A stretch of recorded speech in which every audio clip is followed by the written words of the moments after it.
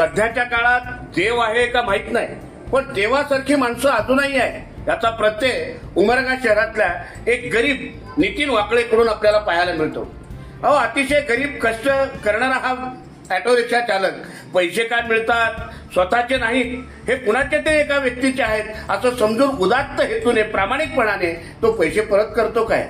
आणि आमच्या उमरगा पोलीस स्टेशनच्या कर्तव्यनिष्ठ स्वतःच्या कर्तृत्वाचा एक वेगळी छाप टाकून उमरगा शहराला नव्हे तर तालुक्याला एक वेगळी शिस्त लावणाऱ्या कर्तव्यदक्ष पोलीस निरीक्षक सौ अश्विनीताई भोसले मॅडम यांनी माझ्यासहित माझ्यासारख्या सामान्य शिक्षकाला बोलवतात काय आणि त्या नितीन वाकळे सारख्या एका प्रामाणिक गरीब अशा मुलाचा तरुणाचा सत्कार करतात काय. एक खऱ्याच अर्थानं या तरुणानं केलेलं कर्तृत्व हे सर्व ठिकाणी व्याख्याण्याजोगं आहे.